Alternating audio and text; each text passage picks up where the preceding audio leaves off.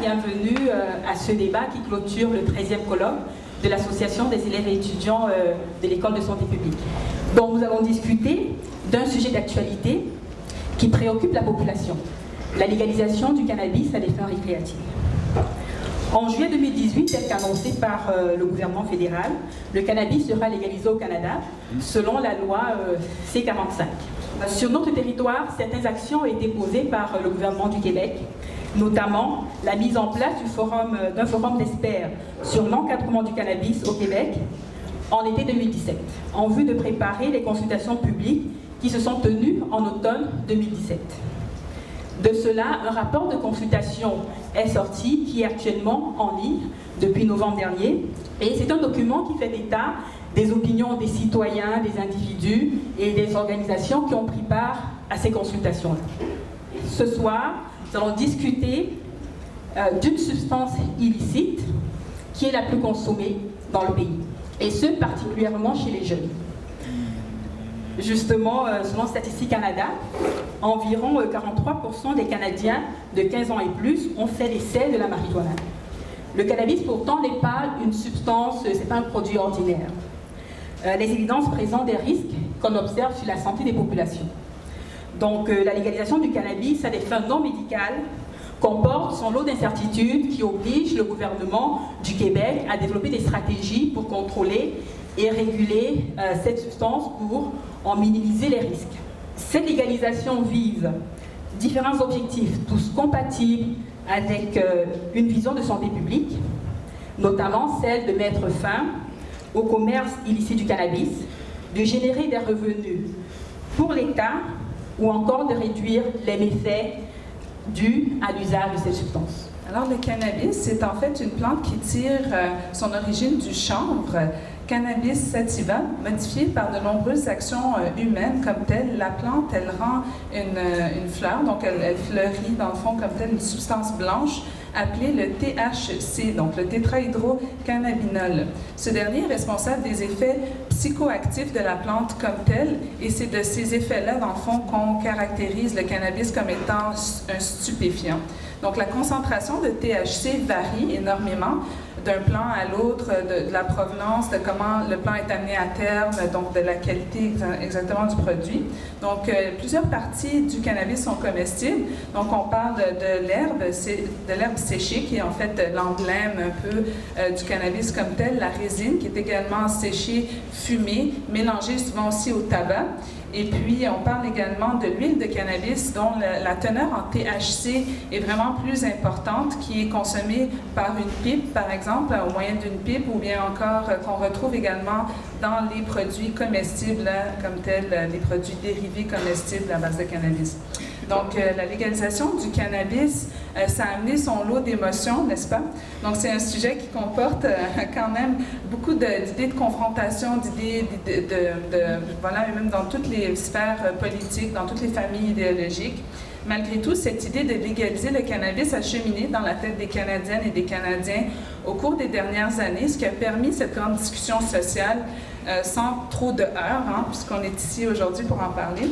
Donc, ce cheminement a aussi permis, dans le fond, au gouvernement de Justin Trudeau, dans un premier mandat, de sauter sur cette fenêtre d'opportunité, pour ne pas le nommer Kingdom, donc pour asseoir, dans le fond, comme tel, cette politique publique-là. Et puis, pour légaliser, décriminaliser le cannabis qui, autrefois, était illégal, entre guillemets. Fait qu'on va pouvoir faire la différence entre la légalisation et la décriminalisation tout à l'heure aussi. Là, les invités seront amenés à en parler. Mais qu'est-ce que nous dit la science, en fait, sur le sujet et les données probantes? Est-ce qu'on connaît tout sur le cannabis et sur les effets du cannabis sur le corps humain? Donc, il y a un débat en santé publique qui persiste sur ce sujet, puis les moyens d'atténuation, les effets, dans le fond, de cette légalisation-là, les moyens de contournement ne sont pas une discussion accessoire. Donc, c'est vraiment une discussion qui doit avoir lieu, qui est importante en marche de cette légalisation-là. Permettez-nous maintenant de présenter nos conférenciers. Monsieur François Gagnon, il est agent de recherche au Centre de collaboration nationale sur les politiques publiques. Il travaille également comme conseiller à l'INSPQ depuis 2006. Il a œuvré dans les programmes suivants: services d'injection supervisés, les programmes de prévention des surdoses avec la naloxone, les régimes d'amende pour le cannabis et les scénarios de régulation de la production et de la distribution de l'usage du cannabis. Notre deuxième invité est M. Hugo Saint-Onge, donc, qui est historien et comptable de formation. Il milite depuis longtemps au sein du Bloc POT pour mettre fin au régime idéologique de prohibition de la substance comme telle. Il prépare actuellement un mémoire en histoire sur le sujet de maîtrise, un mémoire de maîtrise. Il est également fondateur du Club Compassion à Montréal, Compassion de Montréal plutôt. À travers son action sociale, M. Saint-Onge souhaite en fait déstigmatiser l'utilisation du cannabis comme tel, donc, et finalement que les gens qui consomment cette substance-là ne soient pas considérés comme des criminels ou des toxicomanes. Le troisième invité, M. Jean-Sébastien Fallu, qui est professeur agrégé à l'École de psychoéducation de l'Université de Montréal.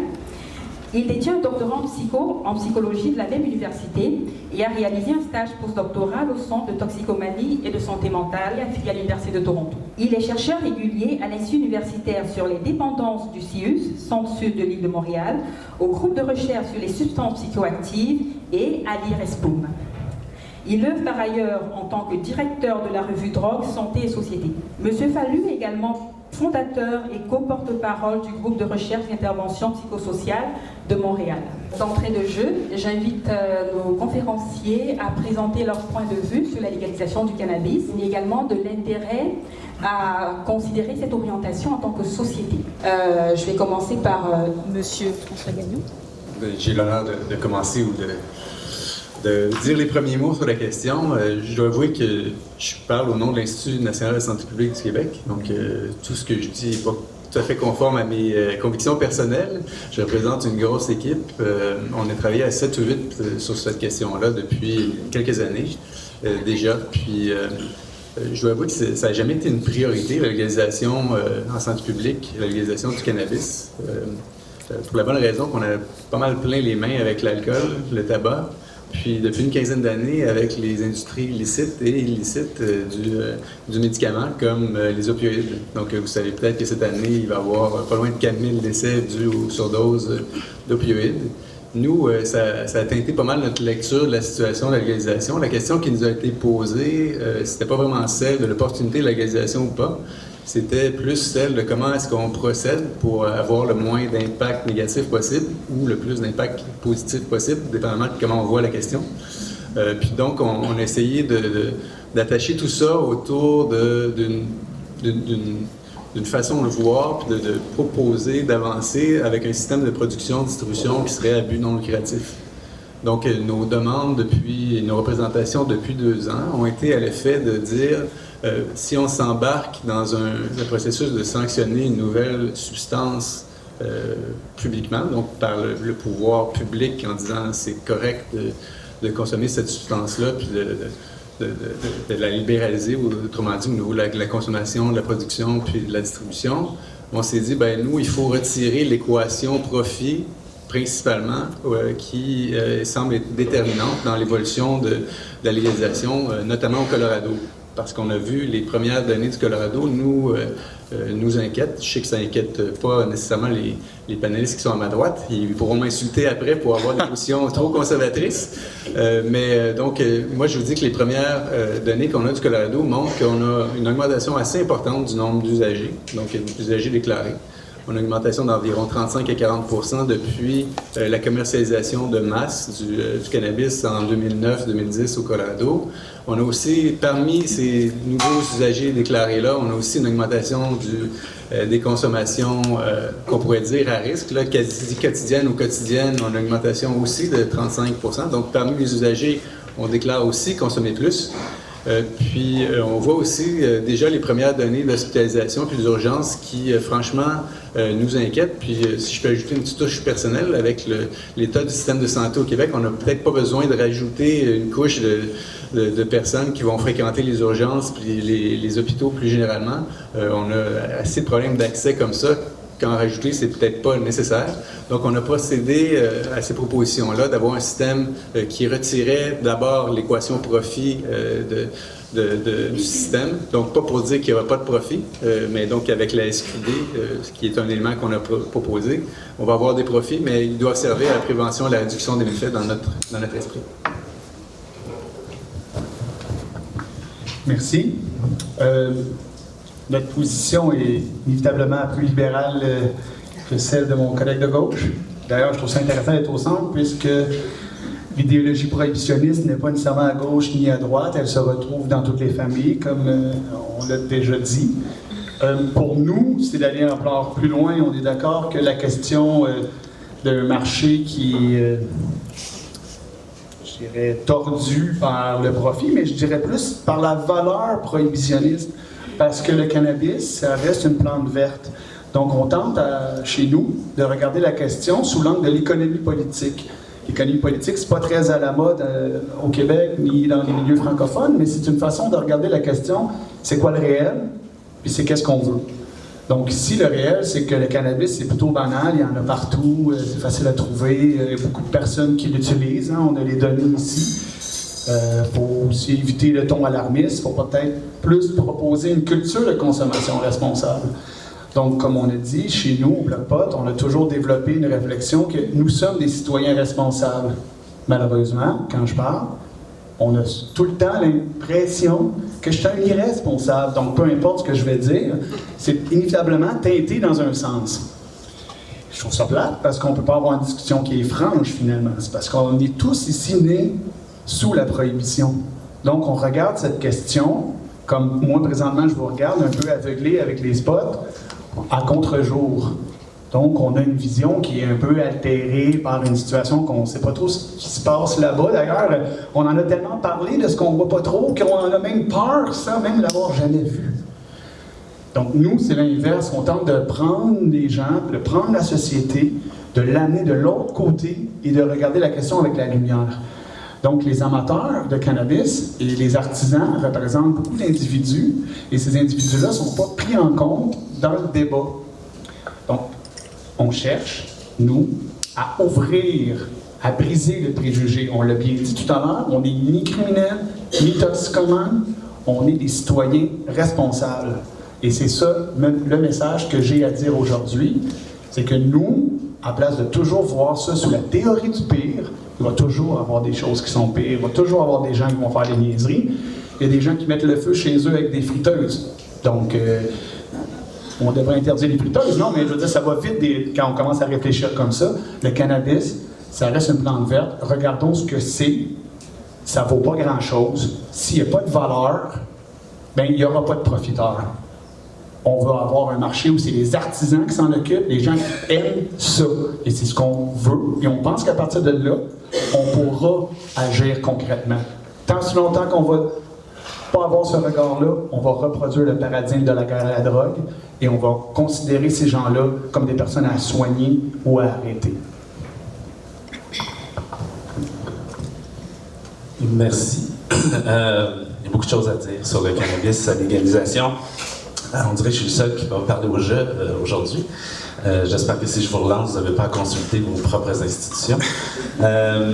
Pourquoi légaliser le cannabis? Je dis souvent, pas parce qu'il est bon pour la santé, mais parce que la prohibition produit des effets absolument délétères sur toutes les sphères de notre société, puis elle n'atteint pas ses objectifs et elle cause plein de dommages collatéraux qui sont pires que la consommation de cannabis.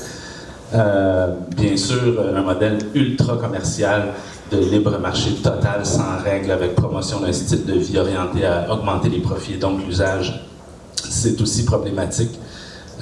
Mais si on a maintenant plus que des militants, mais des médecins, des scientifiques, des politiciens, puis je peux en nommer, là, Louise Arbour, Kofi Annan, Fiona Godley du British Medical Journal, l'éditrice en chef qui en avril dernier signé un éditorial prenant position résolument favorable à la décriminalisation, voire la légalisation de toutes les drogues. On ne parle même pas juste du cannabis, on parle du British Medical Journal, c'est pas un petit journal de fond de ruelle.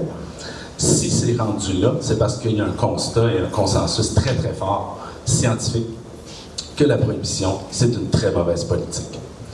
Puis on pourra débattre de décriminaliser versus légaliser. Il y a toute la question de la qualité, que la décriminalisation ne règle pas, de la déstigmatisation non plus, qui est extrêmement important, que je défends aussi. Contrairement à ce que François, tu disais, je suis très préoccupé. Je pense que c'est le seul argument valable des opposants à la légalisation, celui de l'augmentation éventuelle de l'usage et des méfaits. Parce que s'il n'y a pas ça, tous les arguments tombent. Sauf les arguments moraux. Mais là, bon, il n'y a rien à faire là-dessus. Puis, on part de loin si on est moralement contre la consommation, parce qu'il y a plein d'animaux qui consomment des drogues. Est-ce que c'est des immoraux, des criminels, des victimes, des pourritures, des déchets sociaux? Je pense que poser la question, c'est y répondre. Mais l'augmentation de l'usage, ça me préoccupe. C'est le seul argument que je trouve valable. Puis je pense que c'est important de dire que c'est la commercialisation du cannabis médical au Colorado qui est associée à une augmentation de l'usage. Puis c'est pour ça d'ailleurs que des modèles trop commerciaux sont critiqués.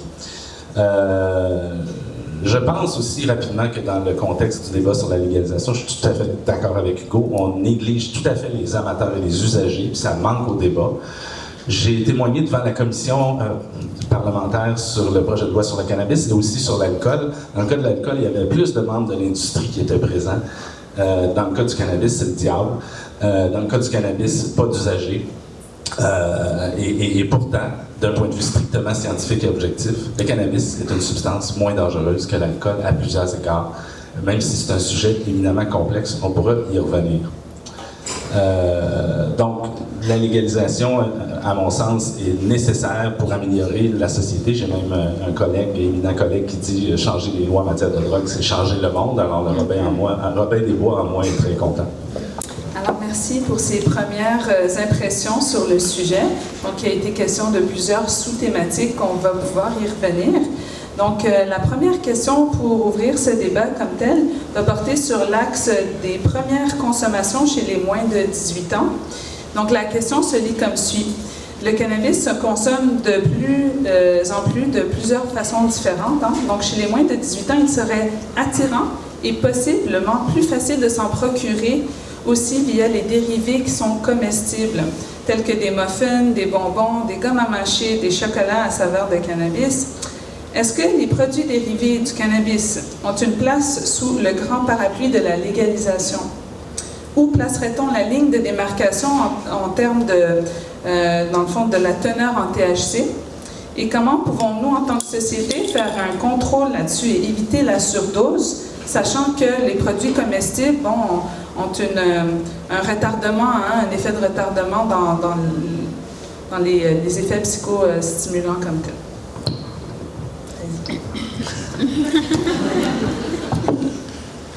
Oui. Je m'attendais à avoir un délai là, avant de répondre. Je me suis fait avoir. Mais il y a beaucoup de choses à dire ici, mais en même temps, c'est tout simple. Puis je vais viser la simplicité. Ce que les jeunes ont besoin, là, d'ailleurs, les jeunes, c'est une catégorie sociale souvent utilisée en sociologie pour soit faire peur ou parler des personnes à contrôler, d'ailleurs. Je veux dire, l'origine de l'utilisation de ce terme dans le discours politique. Bref, ici, ce que les jeunes ont besoin, c'est des outils pour prendre des décisions éclairées. Ça se résume de même. C'est une culture.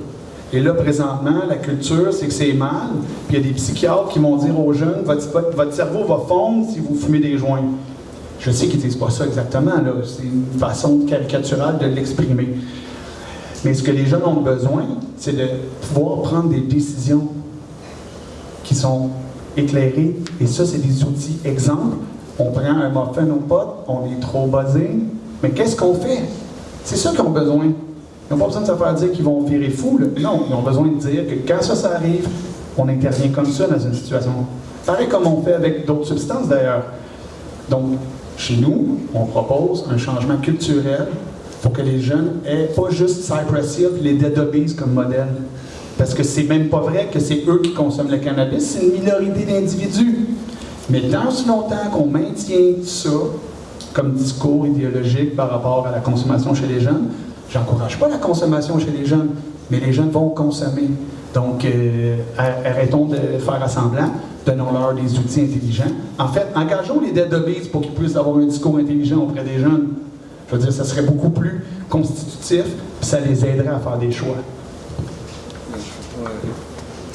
Non, ça va être chacun notre tour premier. Oui, alors, beaucoup de choses là-dedans. Par quoi commencer? Je vais commencer parce qu'il est peut-être plus rapide à éclairer, parce que 18 ans, je pourrais en parler pendant 10 minutes. Les produits dérivés, c'est un des moyens de consommation, sinon le moyen le moins toxique. Bien sûr, c'est difficile à doser. On a beaucoup entendu d'anecdotes monter en épingle du Colorado, puis on va en entendre en masse encore pour les prochaines années. TVA va se charger de ça. Mais le problème, c'est pas le produit comestible, c'est le manque de connaissances. Les gens consommaient ça sans savoir que ça prend 1 heure, 2 heures avant de faire effet. Ils en reprenaient, puis à un moment donné, bang, mélangeaient à l'alcool, laissaient traîner ça des enfants. Effectivement, il y a eu des admissions aux urgences, mais est-ce que c'est le produit, le problème, ou le manque d'éducation, puis aussi le manque d'encadrement? Maintenant, on a des produits opaques, celui qui sont pas ouvrables par un enfant. Donc, je pense qu'il faut absolument intégrer les produits comestibles. De toute façon, les gens vont en consommer, ils vont le faire, ça se fait déjà. Tout ce que la prohibition n'a pas réussi à empêcher, des règlements n'y arriveront pas plus. Là. Si vous voulez éradiquer les tam-tams, oubliez ça. Le contrôle du taux de THC, ça aussi, c'est une science extrêmement molle. Puis encore une fois, plus on va contrôler, bien, plus le marché illicite, j'aime pas le mot illicite, illégal, parce que c'est immoral, un peu illicite, c'est péjoratif, puis on essaie d'éviter tous les mots péjoratifs. Comme marijuana, d'ailleurs, il faut bannir ça dans notre vocabulaire. Bref, taux de THC, pas trop, peut-être, oui, contrôler un peu, favoriser les produits par progression en taxes, moi, c'est ce que je défends, CBD. Favoriser du CBD. Bon, j'ai pas le temps d'aller dans les détails, mais pour le 18 ans, je suis farouchement pour. Je rappelle que le sénateur Nolin était pour 16 ans. Il y a quand même un homme sur 2 à 17 ans à Montréal qui consomme du cannabis. Là. Il n'aura pas le droit dans le cadre légal. Ils vont se tourner vers le médical ou je sais pas quoi, le marché illégal. Mais à 18 ans, on peut s'acheter une maison, aller dans l'armée, se marier, toutes des choses dangereuses. Je ne vois pas pourquoi on ne pourrait pas consommer le cannabis, mais on peut acheter de l'alcool. Puis la question du développement du cerveau, je n'ai pas le temps de rentrer là-dedans, mais ça aussi, il y a beaucoup de théories, il y a beaucoup d'exagération là-dessus. C'est vrai que jusqu'à 16-17 ans, les sciences empiriques sont assez... nous invitent à la prudence, mais au-delà de ça, les recherches sont assez contradictoires. Et ça ne suffit pas pour dire, parce qu'il y a d'autres, la criminalisation, et d'autres arguments que des arguments strictement de nocivité. Puis ça aussi, je pense que ça fait défaut dans le débat. La nocivité du cannabis, on part vite sur ça, mais la nocivité de la prohibition, on ne l'a pas du tout abordé dans le débat, je trouve, et c'est très important. Bon, pour ce qui est de l'âge, chez nous, comme je vous le disais tantôt, ce qu'on a proposé, c'est un modèle orienté vers la prévention et la réduction des méfaits, incluant dans le détail. Donc, techniquement, ce qu'on a proposé, c'est qu'il y ait une plateforme de vente en ligne, puis aussi des magasins de vente au détail qui soient des points où on ferait de la prévention puis de la réduction des méfaits. Donc, dans ce contexte-là, nous, la réflexion sur l'âge, parce que l'âge est une question importante pour la seule et unique raison que l'âge d'initiation est un déterminant des problèmes de consommation en avancement en âge, mais aussi peut-être pour les questions de psychose et de dépendance qui sont associées à ça.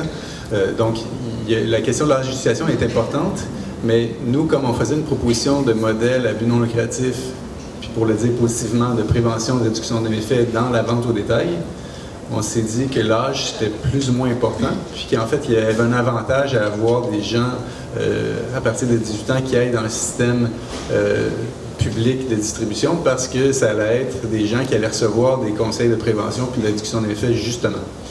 Donc, par contre, la réflexion aurait été tout autre. Je pense que si on avait été dans un cadre de réflexion où on aurait un système de distribution comme celui de l'alcool ou celui du tabac.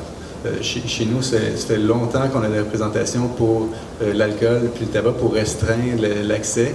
de plein de façons. C'est des produits, pour le tabac, je vous rappelle que c'est à peu près 10 000 décès par année au Québec. Pour l'alcool, les dernières données datent de 2004 à peu près, c'est à peu près 1400 décès. Puis là, les décès, c'est une des manifestations des torts qui sont associés à l'alcool. Il y a des cancers, il y a la violence conjugale, les traumatismes routiers qui sont associés à ça. En santé publique, c'est énorme. L'alcool, c'est la pire substance avec laquelle qu'on gère. Donc, si on avait fait une proposition de cas d'abus lucratifs, je pense que notre réflexion sur l'âge aurait été assez différente.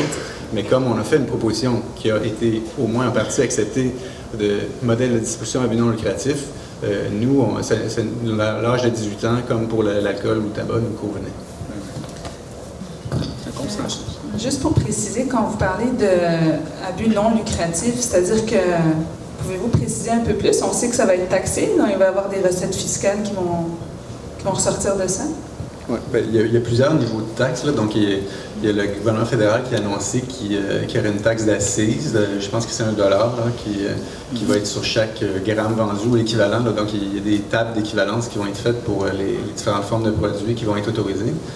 Donc, il y a ce niveau de taxation-là. Puis au Québec, c'est un monopole d'achat, donc c'est un monopole de distribution, comme pour la SAQ avant qu'on privatise. donc, ça va être... parce qu'on a privatisé graduellement au fil des années. Là, puis, donc, ça a participé à la dynamique commerciale dans le domaine de l'alcool. Donc, dans cette optique-là, je ne sais pas quel niveau de taxe on va vouloir recevoir, puis on va vouloir avoir, mais ce qui fait que je peux vous dire que le système est à but lucratif, c'est que par la loi 157 au Québec, ce qui est prévu, c'est que l'ensemble des profits qui sont faits vont être utilisés pour faire opérer le système de distribution. Donc, faire opérer toutes les opérations qui sont nécessaires à ça, donc l'ensemble des fonctionnaires ou des bureaucrates qui vont avoir à s'occuper des règlements, mais aussi pour faire les tests de qualité, par exemple. Donc, la SAQ fait des tests de qualité sur les vins, sur la bière, sur différents produits. Donc, ils vont faire le même type de tests sur soit à l'interne, soit à l'externe, s'ils n'ont pas les expertises. C'est des expertises assez compliquées. Donc, on va voir comment ils vont le déployer, mais ils devraient faire ce genre de tests de qualité-là pour s'assurer du contenu en THC, du contenu en CBD si on impose des normes de CBD, pour s'assurer de la présence ou de l'absence de pesticides, d'hormones de croissance, de métaux lourds qui peuvent se retrouver dans tous les produits du cannabis. Donc, ce que j'essaie de vous dire, c'est que l'ensemble des revenus, jusqu'à un certain niveau, ce qui est prévu d'abord, c'est que ça soit utilisé pour faire opérer ce système-là. Puis en plus, financer différentes activités de prévention. Donc, il y a des organismes déjà qui font de la prévention au Québec de différentes façons. Là, Jean-Sébastien, je pense qu'il en a fondé un à Montréal qui s'appelle le GRIP, mais il y en a d'autres, des organismes communautaires à travers le Québec. Il y a des réseaux, des associations qui s'attendent à recevoir de l'argent pour faire de la prévention, soit dans les écoles, en partenariat avec les écoles, des choses comme ça.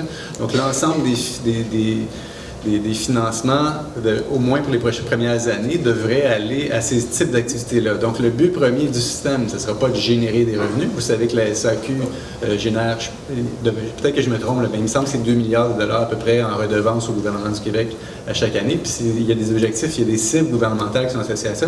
Il n'y en aura pas pour le cannabis. En fait, l'annonce publique qui a été faite, c'est que l'ensemble des déficits, s'il y allait avoir déficit dans les premières années, serait absorbé par les autorités gouvernementales. Donc, c'est pour ça que je dis que le système est à but non lucratif. Le but premier, c'est de donner accès à une substance, de faire la prévention de la réduction des méfaits, puis de développer différentes activités de prévention. Mais j'ai nommé la prévention, mais il y a la recherche aussi, puis la réduction des méfaits qui vont être financés.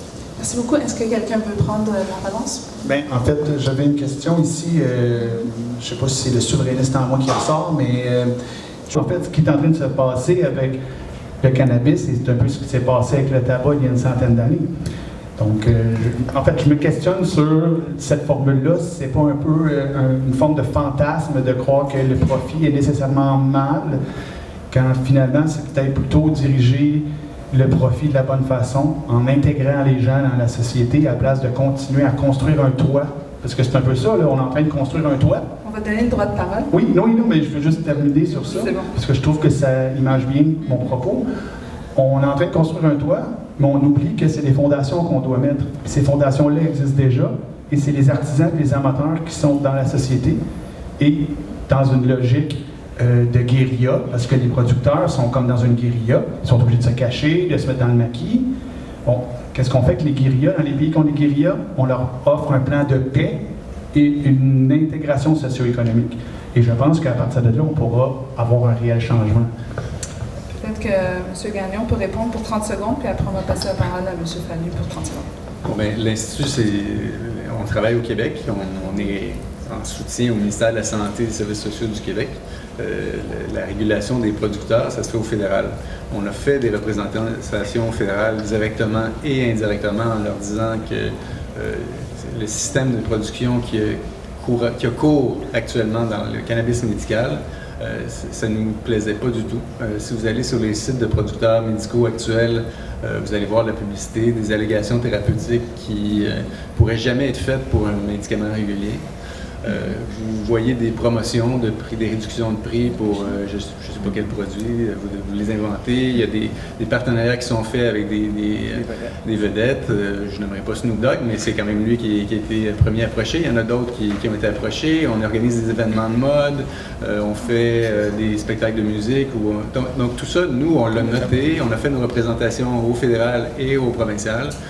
Dans les premiers modèles dans les premières propositions qu'on a faites, on avait identifié la production à domicile et la production en coopérative comme des options à discuter. Visiblement, le débat public n'a pas mené là, donc on en est rendu avec un système de production qui va être concentré dans les mains d'un certain nombre de producteurs. Je pense qu'on est rendu à une centaine de producteurs autorisés au Canada.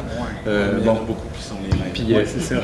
Oui, il y en a beaucoup qui sont les mêmes. Je vais laisser mes collègues continuer, mais donc c'est certain que la dynamique financière à l'œuvre dans l'industrie du cannabis actuellement est une source de préoccupation. C'est pour ça qu'on avait d'ailleurs proposé un monopole d'achat au Québec pour essayer de briser l'intégration verticale du marché, comme on le voit au Colorado, donc des producteurs ou dans le système de cannabis médical, des producteurs qui vendent directement à leurs patients. Puis je vais le mettre entre guillemets parce que franchement, il n'y a pas de parallèle dans le système de médicaments résiduels. On ne peut pas, disons, Purdue ne peut pas vendre des opioïdes directement à quelqu'un, ne peut pas faire de la promotion. Donc c'est un système qui pour nous fait zéro sens. On a fait ces représentations-là, on va continuer à les faire. Puis, donc, en gros, je pense qu'on est d'accord. Il y a peut-être la place pour ouvrir la production. Maintenant, évidemment, dans les mains de petits producteurs, le contrôle de la qualité, c'est un enjeu que nous, on garde en tête. On ne veut pas que le cannabis se retrouve avec des pesticides, se retrouve avec des métaux lourds. Donc, c'est sûr mais ça, c'est le fédéral qui va réguler ça de son côté. Professeur Fabi. Oui, je ne sais plus trop à quelle question je réponds et combien de temps je dispose, mais...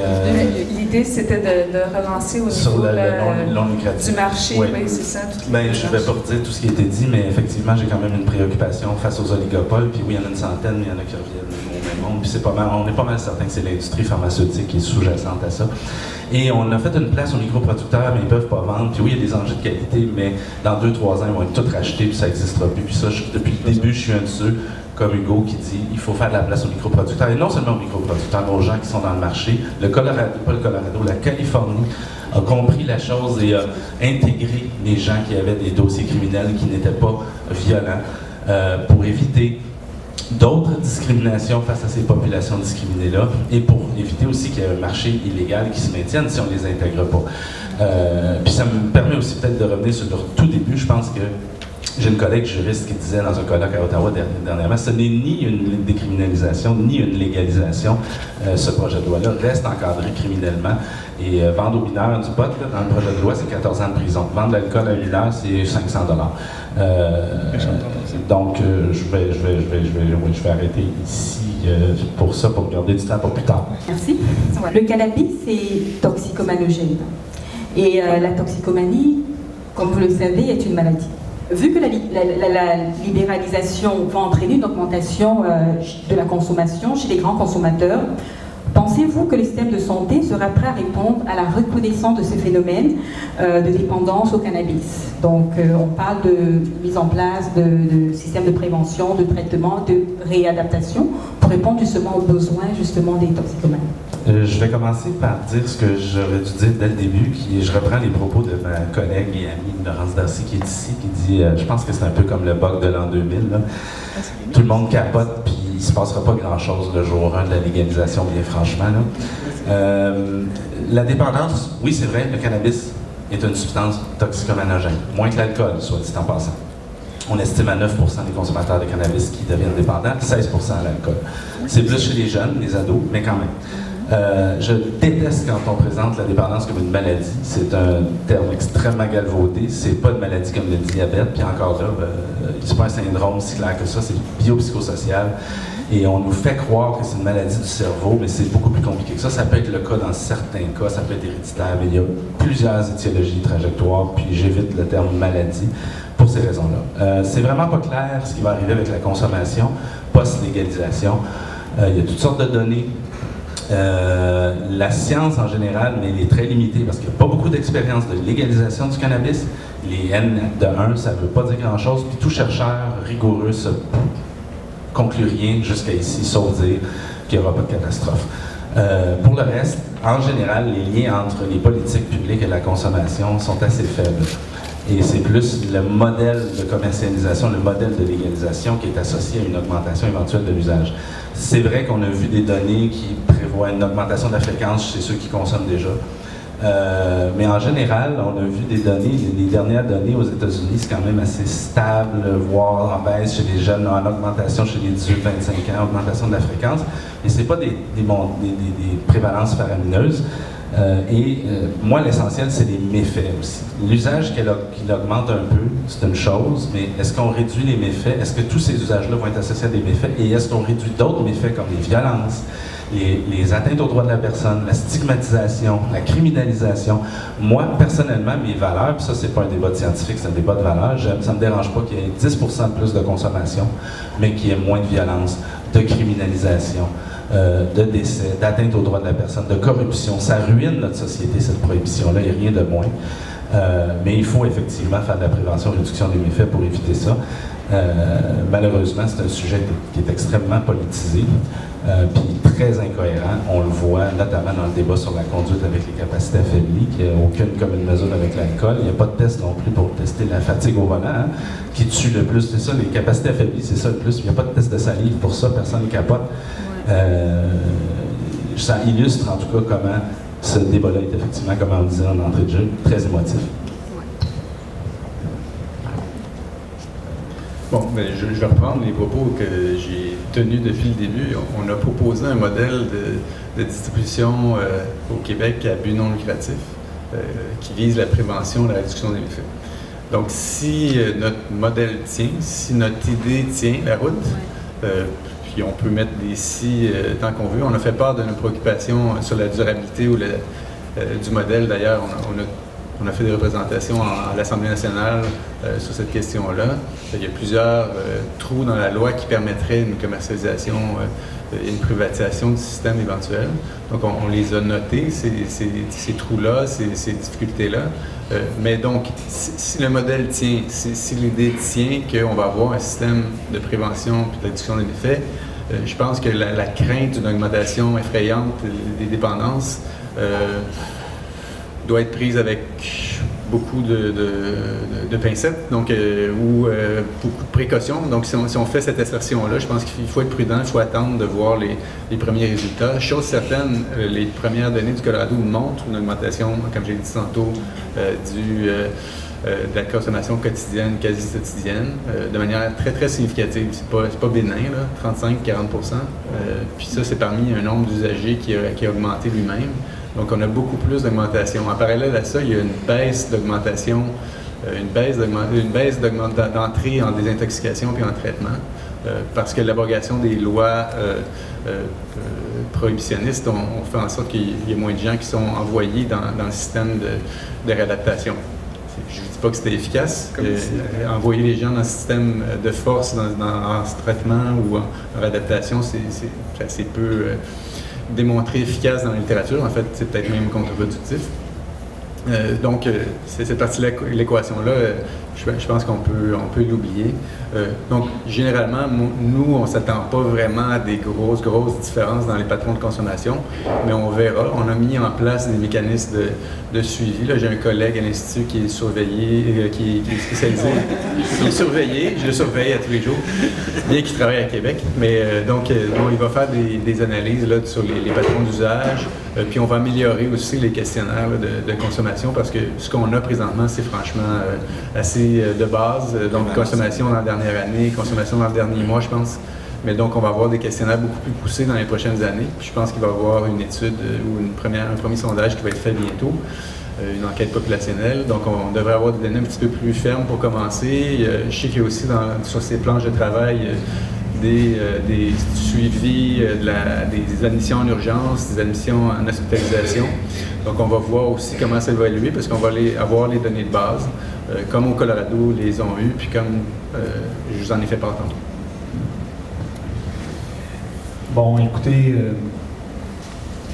évidemment, on est au bloc-pot, on veut que tout le monde fume, donc on est content. Non, c'est une blague, mais c'est parce que je suis plutôt d'accord avec ce que M. Fallu ici avance en disant qu'il va peut-être avoir une augmentation, mais est-ce que ces personnes-là vont avoir les outils pour prendre des décisions éclairées? Est-ce que la culture va permettre à ce que ces gens-là diminuent les risques liés à leur consommation? Je pense que c'est cette approche-là que nous, on a toujours privilégiée depuis 20 ans, d'ailleurs, même si tout le monde pense qu'on veut même donner du cannabis aux jeunes. Là, je veux dire, à un moment donné, non, ben, c'est pas une blague. Hein. Très souvent, c'est ce qu'on va me mettre comme parole dans la bouche. Mais... si vous permettez, dans le fond, on voudrait vraiment canaliser la réponse sur le système de santé et sa capacité de... c'est ça, c'est là que je l'ai rendu. C'était juste ma petite introduction. Ça fait 40 ans, 50 ans même probablement, qu'on nous annonce un hécatombe social et psychologique, psychique auprès de la jeunesse du Canada. À l'époque, il y avait à peine 1% des gens qui consommaient du cannabis selon les sondages, puis les sondages toujours très problématiques, ils l'ont avancé. En plus, peut-être qu'en 1965, les gens ils disaient moins, probablement, ils s'avançaient moins pour répondre, contrairement à aujourd'hui. Donc, ce qu'on sait, c'est que la consommation est passée au Québec de moins de 1%, il y a 50 ans, à peu près 15 à 20% aujourd'hui. Et c'est seulement depuis 2012 que le gouvernement a dit « Ah, ça serait intéressant qu'on prenne des notes pour voir qui vient à l'urgence pour ça. » Donc, de façon épidémiologique, il n'y a pas vraiment d'enjeu, il n'y a pas vraiment d'hécatombe. Ça ne veut pas dire qu'il n'y a pas des gens qui n'ont pas besoin d'aide, là, entendons-nous. Par contre, il n'y a pas d'hécatombe qui va arriver. Au contraire, si on leur donne des outils, comme par exemple à Asbestos, cette semaine, les médias ont dit qu'il y a des bonbons contaminés au THC. Bon, il y a un mineur qui est rentré, il y avait un mauvais trip, les parents l'ont emmené à l'hôpital, puis finalement, bon, ça a passé. On pourrait faire ça avec tous les gens qui rentrent en coma éthylique à l'hôpital, mais on ne le fait pas. Donc, on doit regarder la question. Les données ne sont pas accablantes. Il y a 700 personnes au Québec en moyenne depuis 5 ans qui sont admis aux urgences avec des problèmes légers liés à une surconsommation de cannabis. Il y a 1 million de personnes qui consomment du cannabis au Québec. 700 personnes à l'hôpital, des problèmes légers, 1 million de consommateurs. Il n'y a pas d'hécatombe et il n'y en aura pas. Ça ne veut pas dire qu'il ne faut pas monitorer et regarder ce qui se passe, mais ça n'arrivera pas. Là. Les scénarios de peur, il faut garder ça pour les films et regarder ce qui se déroule pour de vrai. Non, mais c'est ça que ça dit. On ne regarde jamais la question sous cet angle-là, parce qu'on sort des études corrélatives pour justifier le discours. Mais les données, sur le terrain, il y a des gens qui ont des problèmes, mais ça, il y aura toujours des gens avec des problèmes. Donc, dans une approche de santé publique, on ne fait pas une loi pour les minorités, mais on fait une loi pour la grande majorité. Merci, M. Saint-Onge, pour ce commentaire. Donc, une dernière question avant de passer à vos questions dans l'auditoire. Donc, sans préambule, là, tout simplement, que doit-on surveiller lorsqu'on parle de la culture de plantes cannabis à la maison? Quels sont les dangers et dérives potentielles? Comment les atténuer, sachant qu'il y en a au niveau de la santé publique, moisissures, incendies, etc. À vous la parole.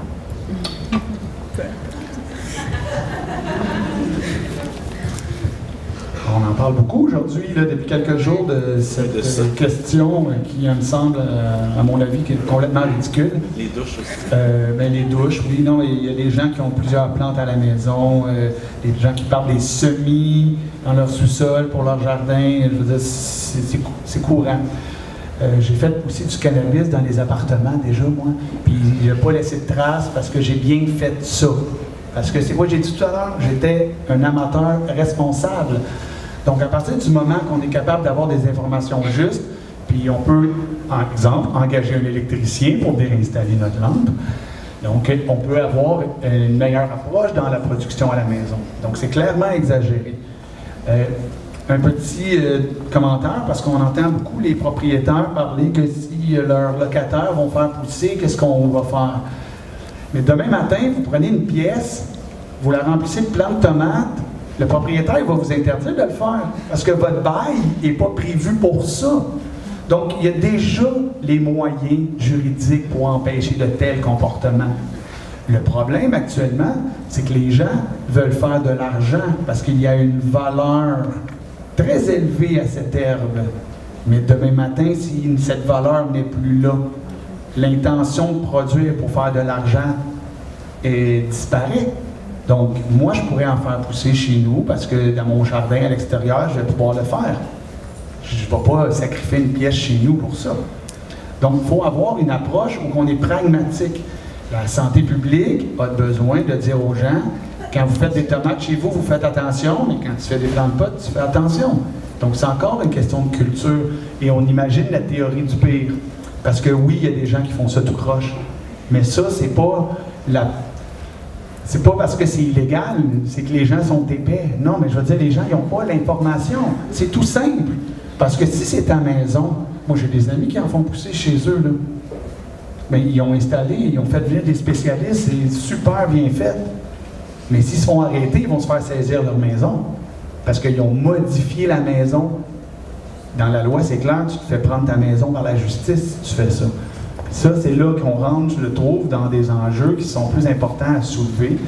Les gens, la stigmatisation des personnes. Parce qu'intervenir en soins de santé pour culture à la maison, c'est tout simple. Il y a plein de gens qui font déjà de la culture à la maison pour toutes sortes de plantes. Donc, il faut juste laisser tomber la théorie du pire, puis offrir des outils pour que les gens puissent faire des choix éclairés. Je l'ai répété souvent, celle-là, je vais le répéter encore. C'est moi? Si tu veux. Bon, honnêtement, c'était pas une grande préoccupation, la culture à domicile à l'Institut. On a des gens qui ont quand même regardé les émanations qu'il pouvait y avoir, par exemple, autour de la transformation. Quand on coupe les feuilles de cannabis, il peut y avoir des émanations de terpènes, par exemple, ou d'autres composés volatiles mais là, vous sortez vraiment de ma zone de confort. Moi, je suis en politique, je ne peux pas vous identifier lesquels, ni c'est quoi les effets exactement sur les personnes. Je pourrais poser les questions aux toxicologues chez nous, si vous voulez, si vous les tenez vraiment. Donc, on l'a vu, puis on l'a en tête, mais en même temps, si on se fie au système de production d'alcool puis de tabac, il ne risque pas d'y avoir beaucoup de production à domicile, surtout si le prix du cannabis est relativement bas. Ce qui risque d'arriver parce que la tendance, si on regarde les prix là, au Colorado, ça s'est effondré puis ça continue, d'autant plus que les analyses là, des systèmes financiers montrent que c'est une pente descendante qui ne risque pas de s'arrêter tout de suite. C'est très peu cher de produire du cannabis. De mémoire, là, c'est à peu près 10 ou 12 sous du gramme que ça peut coûter à un producteur. Puis il y a des systèmes assez incroyables qui sont en train de se mettre en place.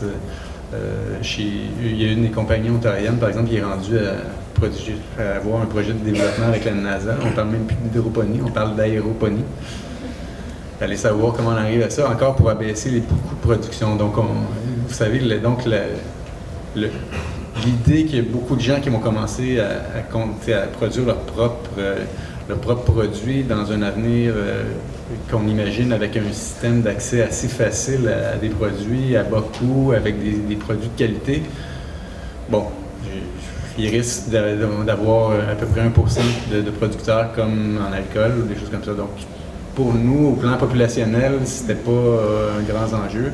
il y a des enjeux toxicologiques, puis la production qui est liée à l'humidité, là, mais c'est probablement lié à des grandes cultures. Donc, puis il y a évidemment des enjeux liés à la transformation, l'utilisation de butane, puis des choses comme ça pour produire des concentrés comme du shatter, des choses comme ça. Ça a déjà tué des gens au Québec, ça en a tué aussi au Colorado. Mais donc, comme je vous dis, dans le cadre d'un système où on a un accès à une source légale d'un produit de bonne qualité à prix faible, bon, je pense qu'on peut mettre ça en perspective, puis ça risque pas d'être une catastrophe. C'est rare que je suis plus docile dans le respect du temps. Je réalise que j'ai pas tout à fait répondu à la dernière question sur la capacité du système de santé, fait que je vais en profiter un peu rapidement pour dire que tout dépend de l'augmentation de l'usage. Je tiens aussi à redire qu'au Colorado, c'est le marché médical très férocement commercial qui a été associé à une augmentation, mais si on n'a pas ça, on ne devrait pas le voir. Puis il peut aussi y avoir des déplacements. Il y a des sérieux médecins qui disent qu'une façon de réduire les méfaits de l'alcool, c'est de changer, d'avoir un transfert vers le cannabis. Hein? C'est pas ça le discours qu'on entend, mais effectivement, quelqu'un qui consomme moins d'alcool puis qui se tourne vers le cannabis, en général, c'est moins de méfaits. Donc, moins de fardeau pour le système médical, social. Bon. Pour ce qui est de la culture du cannabis, effectivement, c'est un sujet vaste qui est plein de mythes et de toutes sortes de choses. On voit bien qu'il y a plusieurs organisations qui tirent la couverte de son côté, notamment l'Association des propriétaires qui parle de moisissures, de toits qui tombent. J'ai dit devant la commission parlementaire que c'est sûr que si on parle d'une culture hydroponique, industrielle, de Hells Angels dans une maison destinée seulement à ça, oui, on va avoir des problèmes. Mais faire pousser un plant ou deux de potes dans une maison, franchement, c'est un petit peu exagéré. Puis les policiers, eux autres, qui disaient, mais là, contrôler 4 plans, c'est difficile. Ben 4, 3, 2, 1 ou 0, c'est tout aussi difficile. Fait que c'est un argument qui tient pas du tout la route. L'argument des enfants, là, les enfants qui vont être exposés, puis tomber dans le plant de potes, puis manger les feuilles. Je veux dire, il y a de l'eau de javel dans les maisons, il y a de la colle, il y a de l'alcool dans les frigos, il n'est pas sous-clé. Pourtant, le barreau recommande au gouvernement de mettre le cannabis sous-clé, mais l'alcool, j'ai posé la question, ils ont dit parce que le cannabis est dangereux pour le cerveau des enfants, puis l'alcool aussi. Ah, je ne savais pas, écrivez-moi un courriel. Puis, il y a déjà des gens qui produisent, puis comme je l'ai dit tantôt, si on veut interdire des choses qui existent déjà, puis qu'on n'arrivait pas à interdire par la prohibition, puis qu'on veut empêcher quelques petites personnes de faire des plants de potes, c'est déjà là, on va générer davantage d'effets pervers. Puis ça, c'est ma principale crainte face au projet de loi 157, c'est qu'on est trop prudent. Il faut être prudent, mais on est trop prudent. On est dans une contraventionnalisation, on est dans une prohibition 2.0, on va donner des contraventions, puis ça, c'est bien plus facile à donner que de monter un dossier criminel. Fait que qui va les recevoir? Les jeunes, les marginaux, les gens qui ont été impactés davantage par la prohibition vont être aussi sur-impactés davantage par la légalisation. Puis des contraventions non payées, ça fait de la prison. Fait que bonjour la stigmatisation, la discrimination, l'application discriminatoire de la loi. Le but d'un débat, c'est d'avoir un peu de discussion quand même, puis de débat. Moi, j'ai travaillé sur les dossiers des services d'éjection supervisés, j'ai travaillé sur l'accès à l'action communautaire, puis dans les deux cas, on a fait des recommandations favorables à ça. La crise des opioïdes, c'est quelque chose de pressant, c'est quelque chose d'urgent. Mais quand j'entends que le cannabis va être une solution à la crise des opioïdes, non. Ou que parce qu'on va transférer les gens des opioïdes vers le cannabis, ou une autre variation de ça, c'est c'est mieux de consommer du cannabis que de l'alcool. Moi, je dois avouer que je suis un peu dubitatif. Je me demande sur quelle base on se repose pour dire ça. Si on regarde les études au Colorado, c'est pas vrai. Il n'y a pas eu de transfert du cannabis vers l'alcool. La consommation est restée stable au Colorado, il n'y a pas de changement. Donc, on ajoute une couche sur ça. Pour ce qui est des opioïdes, c'est une question extrêmement complexe, mais je dois vous avouer que je suis très étonné des positions très tranchées de certains de mes collègues en santé publique ailleurs qui disent que ça va être la solution miracle. D'abord, moi, le premier réflexe que j'ai, c'est de me dire « OK, on va remplacer une substance toxique par une autre substance toxique. » Bon, peut-être qu'il y a d'autres façons de gérer la douleur chronique que de se dire on va faire usage de médication tout de suite. Il y a beaucoup d'autres stratégies qui sont éprouvées, que ce soit en physiothérapie, en psychothérapie. On peut imaginer plein d'autres façons de prendre en charge la douleur chronique, qui est ce pourquoi on a des problèmes avec les opioïdes, puis la médication qui est liée aux opioïdes, que de dire, on va passer d'une pilule à une autre. C'est Donc, a priori, je me dis ça. Après ça, se dire on va utiliser ça comme une stratégie de transfert, bien, si on regarde au plan des États, c'est vrai qu'aux États où on a commercialisé le cannabis à des fins médicales, c'est vrai que les taux de décès sont plus bas, mais il l'était avant aussi. Puis, il y a plein de facteurs confondants dans ces interventions-là qui méritent une réflexion au moins de 2 ou 3 ans pour se dire comment ça évolue, ces affaires-là, avant de dire notre merveilleux cannabis va être une solution à la crise des opioïdes. Je pense qu'on devrait prendre un grand respire, tout le monde, pour se dire on va voir qu'est-ce qui arrive. Il y a des progrès dans les États où on a légalisé le cannabis à des fins commerciales, médicales. On a aussi mis en place différentes interventions comme des lignes directrices à faible risque pour la prescription d'opioïdes, qui c'est reconnu efficace. On a aussi mis en branle des programmes de ce qu'on appelle le monitoring de prescription. Bref, on a fait un ensemble d'interventions qui, dans les États où on n'a pas légalisé le cannabis à des fins médicales, on n'a pas fait, parce que c'est les États les plus conservateurs aux États-Unis.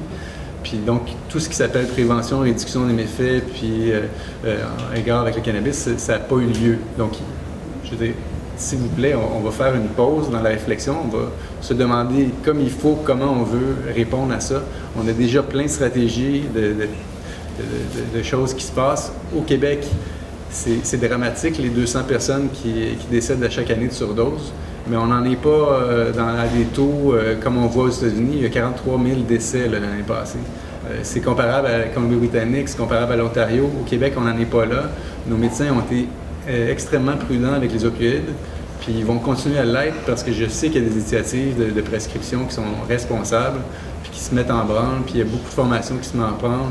Les comités d'éthique dans les universités sont forts au Québec, puis on prévient la place de l'industrie, la commercialisation des opioïdes auprès des médecins. Il y a beaucoup de mécanismes qui sont mis en place, puis il faut continuer à renforcer ces choses-là. Donc, si on veut avoir un débat ou une polémique, peut-être qu'il va être d'accord avec moi, j'ai senti pas trop de résistance, mais pour l'alcool, en tout cas, droit de réplique. Je t'ai interpellé. Rapidement, s'il vous plaît. Rapidement, oui, je fais toujours ça rapidement. D'abord, j'ai pas prétendu que ça réglerait la crise des opiacés. Je sais que c'est un argument qui est mis de l'avant. Je pense que ça peut être un élément, mais c'est pas le seul. Puis effectivement, on ne connaît pas bien les mécanismes. Il y a plein de variables confondantes. Pour ce qui est du transfert de l'alcool, effectivement, le Colorado, ben, de toute façon, c'est N égale 1. Je ne tirerai pas de conclusion là-dessus. Le Colorado, c'est très privatisé l'alcool. Je faisais un argument théorique là, que l'alcool est moins dangereux que le cannabis. Puis si on réussit, je ne dis pas qu'on va réussir, là, puis quand même, il y a d'autres aspects aussi à la légalisation. Puis si on l'a vu au Colorado, le changement du mode d'administration qui va beaucoup plus vers la vaporisation plutôt que le cannabis brûlé, ça c'est un avantage pour la santé publique, mais aussi pour le vivre ensemble parce que ça ne pue pas la fumée secondaire, etc., les propriétaires, tout ça, c'est vraiment quelque chose que la santé publique pose beaucoup. Puis il y a toute la question aussi, on parle beaucoup du cannabis comme étant une seule substance, mais c'est plein de cannabinoïdes, notamment le CBD qui, lui, peut être utile pour traiter la douleur, pour traiter d'autres choses. Donc, on peut aussi avoir des avantages dans l'utilisation du CBD. On avait prévu des questions de l'auditoire, mais malheureusement, le temps fait défaut. Mais on pourrait prendre quand même une question. On pourrait donner la chance pour une question dans l'auditoire. Une ou deux questions. On peut faire de l'overtime. J'ai deux questions, en fait. La première, c'est que les enquêtes sur l'utilisation, moi, je pense ça un peu avec un grain de sel, parce que quand on demande dans des enquêtes à des gens de poser des gestes criminels, il y a une sous-déclaration qui est extrêmement importante et qui va donc être relevée lors de la légalisation. Et moi, je vous prédis qu'il va y avoir le double.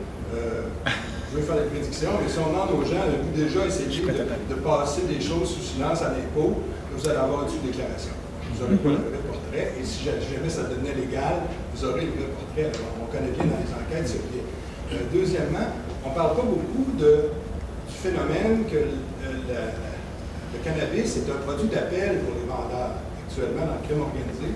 C'est-à-dire que lorsqu'ils vous vendent du cannabis, ils vont aussi vous offrir d'autres produits parce que c'est leur produit d'appel. Et ça, la légalisation va faire en sorte que ce phénomène-là va au moins diminuer de façon importante, dans mon avis. Là. Je ne sais pas si vous êtes d'accord avec ma lecture sur ce phénomène.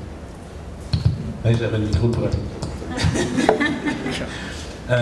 Pour l'augmentation de l'usage, la sous-déclaration, effectivement, il y a un peu ça, mais en même temps, les études empiriques montrent que c'est pas si sous-déclaré que ça, parce qu'on a fait des comparaisons. C'est peut-être pas un comportement si criminel que ça, il est moins stigmatisé, donc je pense qu'il n'y a pas une si grande sous-déclaration que ça. Il va y avoir effectivement, on l'a vu dans toutes les libéralisations, une curiosité au début, les gens vont essayer, mais peut-être s'estomper. On a même vu des sondages récemment au Canada qui montrent que plus de 70% des gens disent que ça ne va rien changer. Il y avait un 6% qui disait qu'ils pourraient l'essayer. C'est quand même pas 25%. Donc moi, je fais une prédiction que ça va augmenter, mais très peu, pas du tout. Mais on verra. Pour ce qui est de l'autre question, c'est effectivement ce qu'on appelle un peu la séparation des marchés. L'objectif d'avoir le cannabis dans des succursales séparées de la SAQ, c'est d'éviter de créer de nouveaux usagers, ce qui est un peu le cas que le marché noir propose d'autres substances. Donc c'est oui un avantage théoriquement de la légalisation. C'est intéressant comme question parce qu'on avait déjà discuté, je me rappelle, là, sur ça, puis il va y avoir une augmentation parce que les personnes qui consomment rarement, ce qui est la grande majorité, vont peut-être plus le déclarer. Parce que c'est ces personnes-là qui ont peut-être plus la honte ou la culpabilité de leur comportement. Parce que clairement, les personnes qui consomment, qui sont des amateurs, vont aujourd'hui, par rapport à 20 ans, quand le bloc pot a commencé, oui, les gens se sentent plus à l'aise de l'affirmer. Les gens viennent me le dire, d'ailleurs, des fois, je me prends pour le prêtre du pot. Les gens viennent tous me le dire. Ah oui, tu sais, moi, je consomme. Là. Ah oui, toi, t'es juge. Ah oui, toi, t'es avocat. Okay, je veux dire, tous les gens de la société, là, ils viennent me le dire parce qu'ils savent que je les jugerai pas, puis je peux leur faire après, OK, partez en paix. Avec quelques grammes, des offrandes qu'on partage, peut-être. Mais juste un petit clin d'œil sur la séparation des marchés, c'est Amsterdam où le marché est plutôt libéralisé ou enfin c'est pas trop contrôlé, c'est un peu, c'est dépénalisé en fait. On a enlevé le système de pénalisation, on va pas judiciariser certains comportements. Bref, tout ça a commencé dans une maison des jeunes. Dans le quartier le plus pauvre de Amsterdam, la maison des jeunes était comme, OK, on a un problème, les jeunes vont fumer dans le parc l'autre bord, puis le parc, ben c'est trash. Fait qu'on va les laisser consommer dans la place. Puis là, à un moment donné, ils se sont rendus compte, ouais, mais ils vont acheter l'autre bord. Fait qu'ils ont commencé à vendre aux jeunes. Puis là, quand je dis ça au monde dans les maisons des jeunes, ils capotent parce que, tu sais, ça va tellement vendre du pot aux jeunes. Et dans la dynamique que tu n'as pas envie que les jeunes prennent des pilules, ça peut être une bonne option, à mon avis. Puis j'ai fait le tour de la province, puis moi, je me promène dans les bas-fonds, je rencontre les gens sur le terrain. Je fais du terrain, comme on dit. Tu sais, je fais de la politique, fait que je vais voir les gens. Puis c'est trash en crise dans les régions, des fois. Puis à Montréal aussi, c'est juste que, tu sais, ça paraît un peu moins, mais quand tu rentres à Forestville, que tu as le bureau de la SQ qui est là, tu fais le tour des 4 bars, puis dans le dernier bar, le monde, ça sniffe partout dans les toilettes. Puis tu sais, je veux dire, moi je m'en fous, je juge pas le comportement de ces gens-là, pas en tout. Mais il y a un problème. Il y a cette réalité-là qui existe, puis on continue à les juger, à leur taper dessus quand cette jeunesse-là, elle existe, puis elle est présente. Fait que moi, c'est ça, je veux qu'on change, c'est notre paradigme. Arrêter de les prendre comme des malades, les soigner, les regarder, discuter avec eux autres, avoir une ouverture. Puis c'est ce que je trouve qui manque beaucoup dans notre approche. On est toujours légaliste, hein, faudrait pas qu'il se passe ça, faudrait pas qu'il se passe ça. Ça se passe. Fait que regardons le réel. C'est pour ça que je dis toujours de faire de l'économie politique. C'est une plante verte, on va revenir au cannabis. C'est une plante verte, tout le monde peut en faire chez eux. Il y a déjà plein de monde qui en font chez eux. Fait que regardons ça, puis agissons pour réduire les risques qui existent. Puis les risques qui existent, en général, sont liés à la prohibition. Ils ne sont même pas liés au comportement. Donc, abolissons la prohibition, puis établissons des règles, puis des outils pour que les gens puissent prendre des choix éclairés. J'ai oublié l'élément de réponse rapidement sur l'augmentation de l'usage. Je suis un peu délinquant. J'ai une grande préoccupation par contre parce qu'il y a des tendances à la baisse dans les dernières années, on a vu, puis il y a toujours un peu des cycles. La prévalence augmente, baisse, puis depuis 10 ans, chez les jeunes en particulier, on a vu une baisse juste avant la légalisation. Alors, il y a de grandes chances que ça augmente en même temps que la légalisation, corrélation, puis là, aha! Donc, ça va peut-être être plus que 6%, finalement, sans que ce soit le double.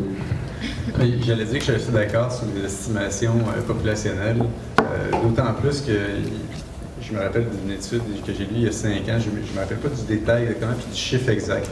On avait posé la question aux gens, est-ce que le cannabis est légal ou illégal? Puis il y a plus que 50% des gens qui ne donnaient pas la bonne réponse. Donc, parmi les usagers, j'ai l'impression qu'il y en a beaucoup qui pensent que c'est légal, puis qui donc qui sont pas très gênés de dire qu'ils consomment. Donc c'est vrai qu'il y a plein de biais possibles, puis dans les enquêtes populationnelles, on les a déjà identifiés dans nos études, puis dans ce qu'on publie comme suivi, on sait qu'il y a des biais de déclaration, des choses comme ça. On va noter les notes, on va faire les notes méthodologiques appropriées là, quand on va faire nos enquêtes. Ça va prendre 2 petites secondes parce que je trouvais ça intéressant ce qui a été dit. Parce que moi, je l'ai vécu, ça, dans ma militance, d'essayer de mobiliser des gens qui pensent que c'est illégal ou décriminalisé. C'est pas évident, mais c'est assez simple. Cette stratégie-là a été utilisée par le gouvernement fédéral à 3 ou 4 reprises depuis 1970. On fait le front page, la une, avec « Le gouvernement va aller décriminaliser ». Puis là, à un moment donné, quand le projet tombe aux oubliettes ou qui est abandonné, c'est publié à la page B25 dans le dernier paragraphe d'un article qui parle que finalement le Parlement laisse tomber plein de choses, ce que personne lit des amateurs. Fait que la front page, 2, 3, pendant plusieurs mois, dit qu'il va décriminaliser. Le projet, il pouf, on n'en parle plus. Et je vous prédis que c'est ce qui s'en vient avec la légalisation. Ok, merci. Une dernière question, un étudiant? Ok. Laurence? Moi, c'est Laurence, je suis étudiante en santé environnementale, santé au travail. J'ai lu dans les nouvelles que, dans le fond, fumer du cannabis, ça ne sera pas permis dans les lieux publics comme les parcs, les abribus. Ça ne sera certainement pas permis dans les restaurants ou les bars parce que c'est non-fumeur.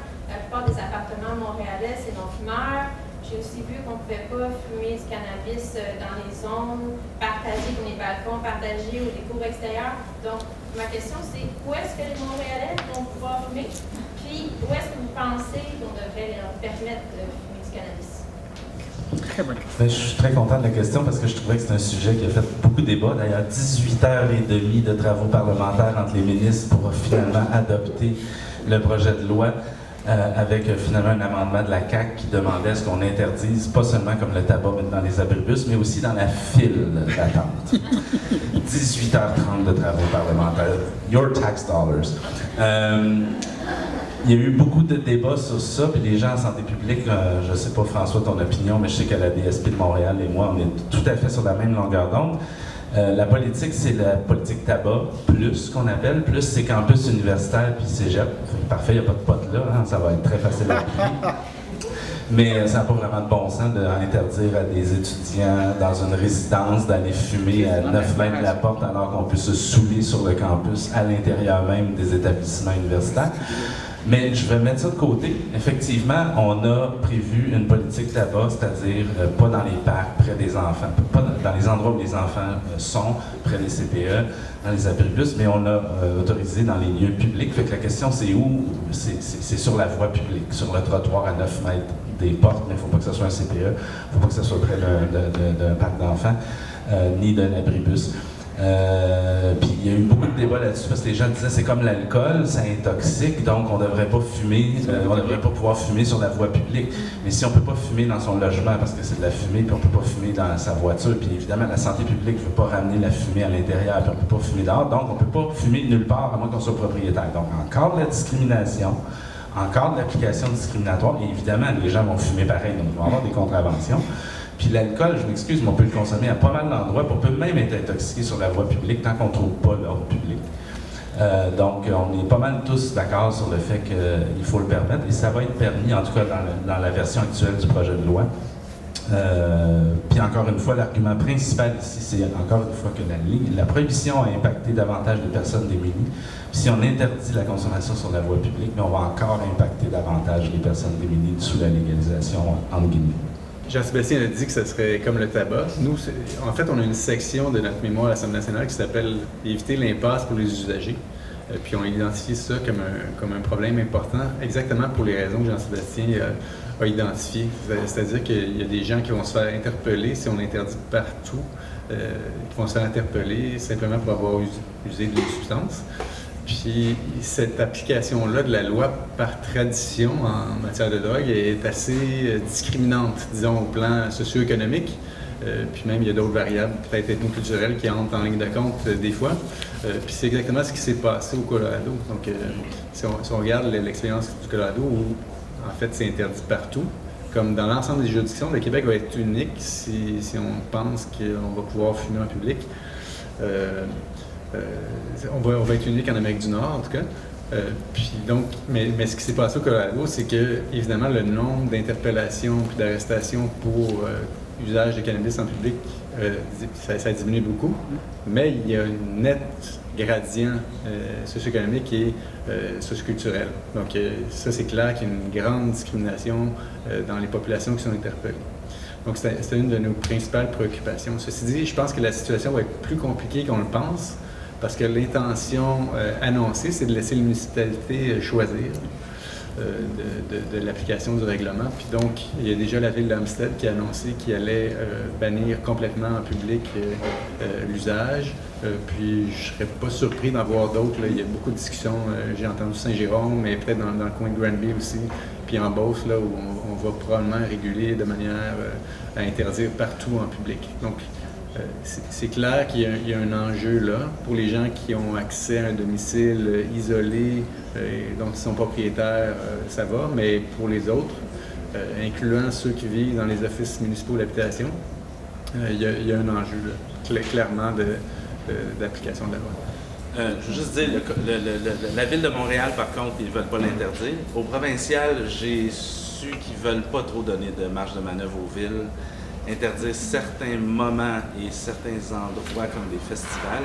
Amstead a utilisé la politique tabac, interdit le tabac, mais on ne veut pas avoir besoin d'une application pour savoir à quel coin de rue, dans quelle ville on peut fumer ou pas. Puis Colorado, ils songent à le permettre parce qu'ils voient bien que ça... Eh bien, pour nous, le problème souvent au Bloc-Pot concernant cet enjeu, c'est qu'on compare la consommation de cannabis à celle du tabac. En fait, le gouvernement du Québec parle de nouveau tabagisme à la limite, ce qui a, à mon avis, aucun lien avec la réalité, probablement étant pas un tabac, donc c'est pas sûr qu'on peut dire tabagisme. Oui, il y a une consommation qui est similaire, mais rarement, quelqu'un qui consomme du cannabis consomme de 15 à 25 cigarettes de cannabis dans une journée. Il y en a, mais ça représente en général un petit nombre. Donc, de comparer les deux, à mon avis, c'est un piège. Puis le lien avec le cancer qui est absent. Le lien avec le cancer qui est complètement absent. Et d'ailleurs, qui est absent, il n'y a pas des recherches qui démontrent vraiment qu'il n'y a aucun lien. Ce qui est intéressant, je trouve aussi, c'est qu'on compare la fumée. La fumée de tabac, elle, vous allez la voir, là, si vous allez à une place où les gens fument à l'intérieur, malgré que c'est à peu près, ça existe presque plus des lieux de même. Mais on voit la fumée qui plane pendant longtemps, ça colle sur les murs, à un moment donné, ça descend, ça passe en dessous des portes. La fumée de cannabis, elle n'a pas ce comportement-là. Elle flotte, elle tombe, mais rapidement. Donc, c'est difficile de comparer. Donc, on a énormément comparé au tabac. Pourquoi? Parce qu'elle est consommée de la même façon, mais ce n'est pas la même substance. Et chez nous, ce qu'on dit, c'est que si les gens ont le droit d'avoir des lieux pour boire de la bière, puis avoir du fun, puis socialiser, on devrait avoir le droit d'avoir des lieux, des lounges qu'on a le droit de consommer, juste à mettre une ventilation décente, comme les cigares lounge, comme ça existe pour aussi les narguilés. Et dans la loi 157, ça va être interdit partout, sauf dans les réunions politiques. Alors, si vous avez envie de venir fumer avec nous au Bloc-Pot, vous allez être bienvenus à nos réunions.